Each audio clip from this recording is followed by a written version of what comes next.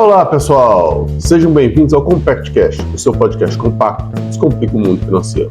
Meu nome é Fernando Franco e hoje nós vamos falar sobre um assunto muito importante.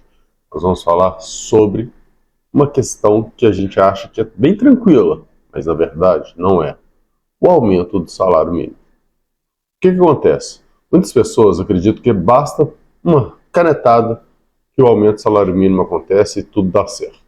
O problema são os impactos que isso acontece. E são vários. Primeiro, o primeiro impacto de todos que um governo pensa antes de dar um aumento ou não do salário mínimo é o impacto no seu próprio orçamento. Para cada R$1 que é aumentado no salário mínimo, acontece um aumento aí de cerca de 370, 400 milhões no orçamento completo do governo. Ou seja, o aumento que está sendo previsto aí para o ano que vem, de cerca de R$90, vai dar aí 36 bilhões de impacto no orçamento. O que isso significa? São 36 bilhões que o orçamento vai ter congelado, que o governo não vai ter autonomia para poder definir como gastar. E a gente sabe muito bem, um governo ele vive de alocar as despesas, de alocar os seus recursos para poder cobrir despesas, criar projetos, conforme as suas ideias de gestão. Quanto menos dinheiro ele tiver disponível para alocar, mais complicado fica dele fazer um governo. Porque o que ele vai estar fazendo ali se ele já não está efetivamente só seguindo a regra? Ele não vai ter o que fazer. Vai ser só como evitar e reduzir custos ali.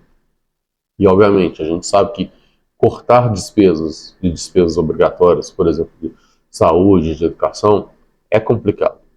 E aí entra até a questão do arcabouço fiscal, que colocou lá uma vinculação do aumento das despesas de educação e de saúde, por exemplo, vinculadas ao aumento de receita. E a gente sabe que a gente está tendo um grande aumento de receita.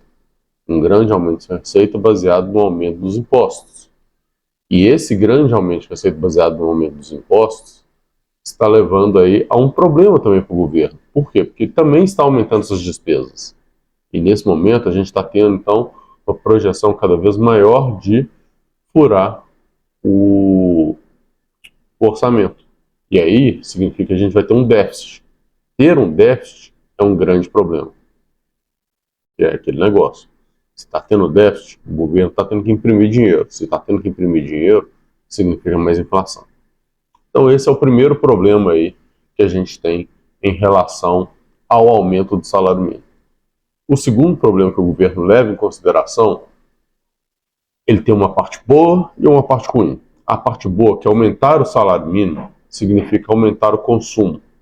Então as pessoas recebem mais e isso aumenta o consumo. O lado ruim é que aumentar o consumo aumenta a inflação.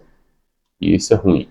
E se aumenta a inflação, a taxa Selic tem que aumentar para poder dar uma freada na inflação e, consequentemente, as empresas investem menos. As empresas investem menos, menos emprego.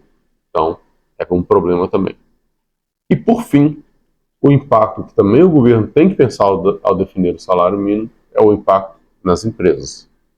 A gente sabe que aumentar o salário mínimo gera um impacto para as pessoas que contratam, sejam elas empresas ou até pessoas físicas, como nós que contratamos pessoas para trabalharem nas nossas casas.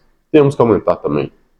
E é justo esse aumento porque tem que ser reposto à inflação. A inflação está acontecendo, se não aumentar o salário, vai ficar complicado, mas até que ponto isso não vira uma bola de neve? Por isso que é importante, voltando um pouquinho, o governo reduzir seus gastos para poder reduzir aí a inflação. É lá que tem que começar o controle, para poder fazer o efeito cascata todo. Mas, voltando à questão do aumento para as pessoas. Então, o governo aumenta lá para você, não necessariamente o seu salário é baseado no salário mínimo também. Então, quando você contrata uma pessoa para trabalhar na sua casa, que às vezes a gente normalmente, pessoas físicas contratando pessoas físicas, normalmente é salário mínimo que trabalha ou próximo a isso, você acaba tendo que repassar, mas não necessariamente você recebeu um aumento. Então, esse é um problema.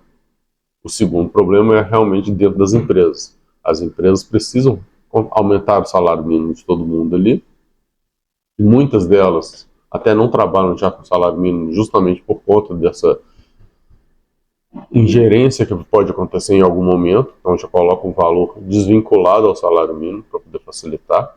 Antigamente era muito comum ter lá, recebe 1,5 salário mínimo. Não, agora as pessoas colocam lá, recebe R$ 2.000. É melhor colocar isso do que colocar 1,5 para garantir, né, e aí eu estou falando números aleatórios, tá? Pode ser 1,5, 2, não importa. Para poder garantir que você tenha a gestão do momento de aumento de salário e repassar só aquilo que você consegue. Porque, no final das contas, a empresa tem um lucro em cima do trabalho que você gera e dos produtos, etc. Tudo mais. Mas vamos pensar numa empresa de serviço, né? Vamos pensar no serviço de faxina, por exemplo. Então você contrata uma pessoa para trabalhar ali através de uma empresa, essa empresa paga um salário para ela, faz a gestão e, obviamente, cobra um lucro. Quando aumenta o salário mínimo, ela aumenta o salário aqui e tem que te repassar. Mas dependendo do ponto quando ela começar a repassar, lá para os condomínios, para os prédios, por exemplo, pode chegar um momento que vai virar e falar assim, não dá. Então ela tem que reduzir seu lucro. Então é um problema também. Outra coisa que acontece, que começa a ficar pesada a situação, e aí como é que ela faz para poder ajustar isso? Ela tem então que reduzir seu quadro de funcionários para poder manter seu lucro. Por quê? Digamos que o lucro dela está dando de 10% e a Selic é 11%, para que ela vai manter o seu capital investido ali se ela pode pegar aquele dinheiro e investir? Outra coisa, se o lucro dela vai reduzindo e os custos dela com o aluguel continuam lá em alto, como é que ela faz? Será que está valendo a pena? Então a gente tem que sempre levar tudo isso em consideração. Por isso é fundamental a gente entender que o aumento do salário mínimo não é uma simples canetada.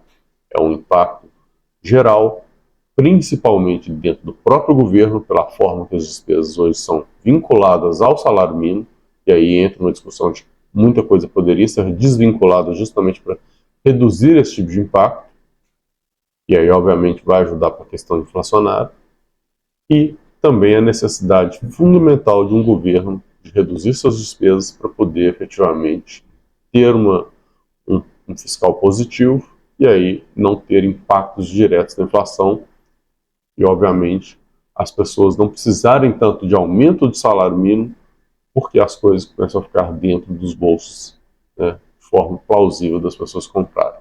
Então você tem um ganho de capacidade de compra, mas não necessariamente você precisa ter um ganho nominal no seu salário.